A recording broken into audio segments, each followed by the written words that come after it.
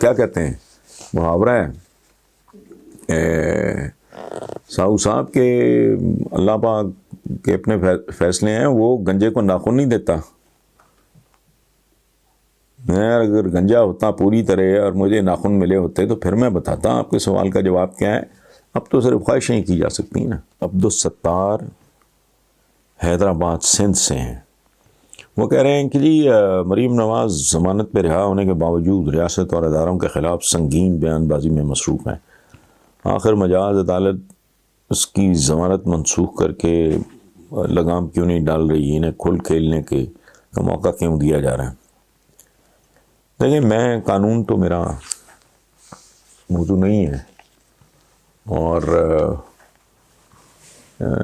جب اس ملک میں صحیح معنوں میں قانون کی حکمرانی ہوگی تب مجھے شاید اس میں دلچسپی ہو.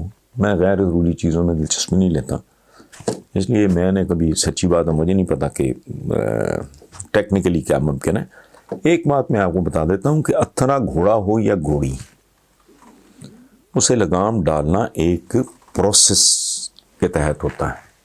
یہ نہیں ہے کہ ایک گھوڑا یا گھوڑی آپ نے خریدی اور وہ بڑی اتھری ہے، بڑی دولتیاں جھاڑ رہی ہے یا جھاڑ رہا ہے، تو آپ اسی وقت اس کی کاٹھی ڈال کے یا اس کے منہ میں لگام ڈال کے تو اس کو رگیدنا شروع کر دو. نہیں، میرا خیال ہے انتظار فرمائیں اور انشاءاللہ اللہ خیر کرے. ملیں گے ایک چھوٹی سی بریک کے بعد. السلام علیکم ویورز، آج کے کالم کا عنوان ہے رسک فری منافع بخش صنعت و تجارت یعنی جمہوریت. ڈار یعنی اسحاق ڈار بڑا فنکار آدمی ہے، لیکن فنکاری کی بھی ایک حد ہوتی ہے. چند روز پہلے وہ سمندر پار بیٹھا عجیب و غریب شکلیں بنا رہا تھا، جھوٹ پہ جھوٹ بول رہا تھا، اور میں اپنی لائبریری میں تنہا بیٹھا خجالت، ندامت، شرمندگی محسوس کر رہا تھا، کیونکہ یہ شخص 3 بار میرا وزیر اعظم رہ چکے شخص کا صمدی اور میرا سابق وزیر خزانہ ہے.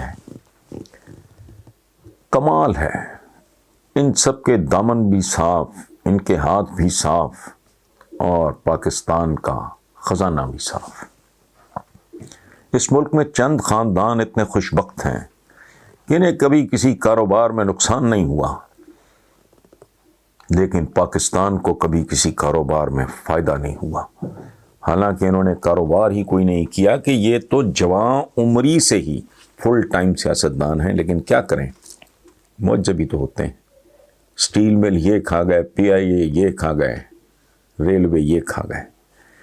کیسا تاریخ ساز اور تاریخ شکن معجزہ ہے کہ 7 بھائیوں میں بٹوارا ہوتا ہے. میں تھوڑا ایکسپلین کر دوں جن کو نہیں پتا کہ نواز شریف، شہباز شریف صاحب کے جو والد تھے وہ 7 بھائی تھے. یہ میں اس طرف اشارہ کر رہا ہوں. کیسا تاریخ ساز اور تاریخ شکن معجزہ ہے کہ 7 بھائیوں میں بٹوارا ہوتا ہے. 6 کی اولادیں 100% کاروبار پہ فوکس کرتی ہیں. ایک بھائی کی اولاد یعنی میاں شریف مرحوم کی، نواز، شہباز وغیرہ، یعنی اس ایک بھائی کی اولاد سب سے بڑی صنعت اور تجارت یعنی سیاست کی طرف نکل جاتی ہے. ترقی تو باقی بھائیوں کی اولادیں بھی کرتی ہیں، لیکن سیاست کی تجارت اور صنعت کرنے والے حیران کن ضربے کھاتے چلے جاتے ہیں. ان کی ترقیاں دیکھی، سنبھالی اور گنی ہی نہیں جاتی، حالانکہ وہ ہول ٹائم سیاستدان ہیں اور دن رات ملک و قوم کی خدمت میں جٹے رہتے ہیں. ووٹ کو عزت پہ عزت دیے جاتے ہیں اور شرافت کی سیاست ان کا ایمان ہے. پس ثابت ہوا کہ پاکستان میں سیاست ہی فائدہ مند ترین تجارت ہی نہیں، صنعت بھی ہے. چند مستثنیات کو یعنی ایکسیپشنز کو چھوڑ کے کبھی غور فرمائیے، یہ پراسرار کھیل ہوتا کیا ہے؟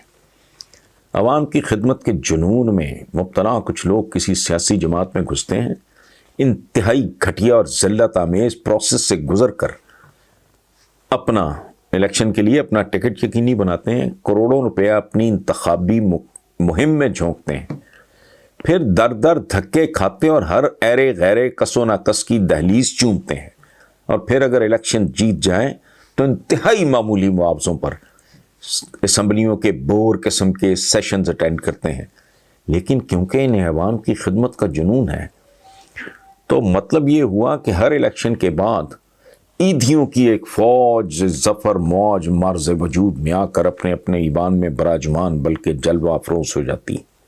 عیدیوں سے میری مراد عبدالستار عیدی مرحوم۔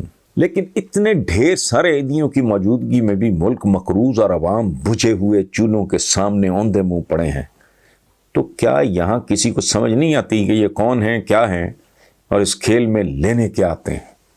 یہ ہے مختصر ترین آؤٹ لائن اس کھیل کی، جسے مجھ جیسے احمق پیار سے جمہوریت جمہوریت کہتے ہیں، اور کبھی یہ سوچنے کی زحمت تک گوارا نہیں کرتے کہ اسلامی جمہوریہ پاکستان میں یہی تو ایک کاروبار ہے، یہی تو ایک بزنس ہے جس میں گھاٹے کا سوال ہی پیدا نہیں ہوتا اور کئی سو کئی ہزار فیصد منافع کی گارنٹی ہوتی ہے۔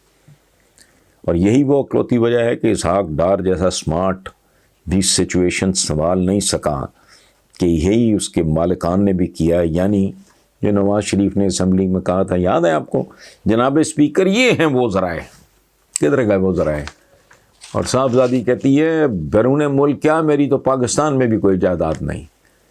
اسحاق ڈار نے اپنے ایک اور مقامی انٹرویو میں اپنی اولادوں پہ نازل ہونے والی برکتوں کا بھی ذکر کیا، جس پر یہ پوچھنا بنتا ہے کہ حضور پوری دنیا میں برکت صرف آپ اور آپ کے باس کے اہل و عیال کے تعاقب میں ہی کیوں رہتی ہے؟ ایسی برکت کو بھوکے ننگے عوام دکھائی نہیں دیتے؟ اس برکت کا سارا فوکس تمہارے ہی گھرانے پہ کیوں ہے؟ لیکن بہرحال رب العالمین کے بھی اپنے ہی ڈیزائنز ہوتے ہیں جو ہم جیسے فانیوں کو سمجھ میں نہیں آتے، اور بے شک وہ بڑے سے بڑے نقاب پوشوں کے پردے بھی چاک کر دیتا ہے۔ ابراہم لنکن نے کہا تھا، no man has a good enough memory to make a successful liar. Dar صاحب اپنے وہ سانسے بھی بھول گئے جو ٹیکس ریٹرن میں ڈکلیئر کر رکھے تھے کہ ہمارے ایک محاورے کے مطابق اللہ میاں کسی کو ڈانگ نہیں مارتا، صرف آسمانوں پہ بیٹھ کے اس کی مت مار دیتا ہے۔ فرانسیسی زبان کے ایک مقبول محاورے کا انگریزی ترجمہ کچھ یوں ہوگا، show me a liar and I will show you a thief, یعنی تم مجھے ایک جھوٹا شخص دکھاؤ، میں تمہیں ایک چور دکھا دوں گا۔ کچھ لوگوں کے جتنے ناقابل تردید قسم کے پیدر پہ جھوٹ گزشتہ 2-3 سالوں میں پکڑے گئے ہیں، اس کے بعد بھی اگر کسی بے غیرت کو ان کے بارے میں کوئی شک ہو تو اللہ اس کی حالت پہ رحم فرمائے کہ جھوٹ اور چوری تو جڑواں بہن بھائی۔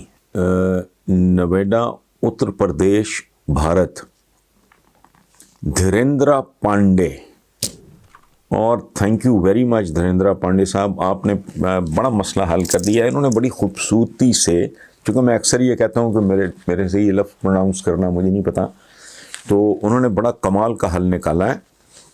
انہوں نے توڑ کے اپنے نام کے جو انگلش میں جو ہجے ہیں DHI، تھوڑا ڈیش ہے REND،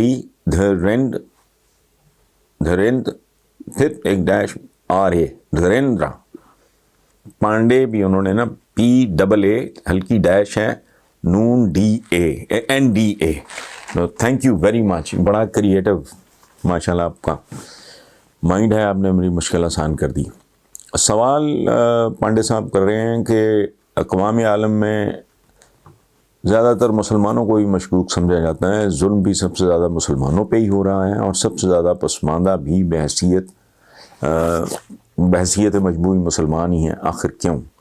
میرا سوال برا لگے تو معافی کا پیشگی طلبگار ہوں۔ تو پانڈے صاحب ہرگز نہیں، not at all. Thank you very much, میں تو آپ کا شکریہ ادا کر رہا ہوں ایک بڑا خوبصورت بنیادی سوال پوچھنے پر۔ Thank you very much again. تو جواب اس کا بہت سادہ ہے کہ آپ کے سوال کا جواب آپ کے اپنے ہی سوال میں موجود ہے۔ وہ اس طرح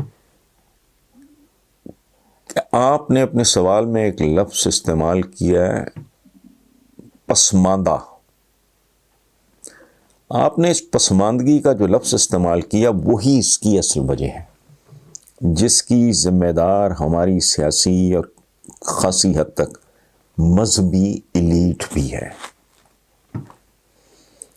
اور پسماندگی کا مطلب میرے نزدیک اصل میں ذہنی پسماندگی ہے.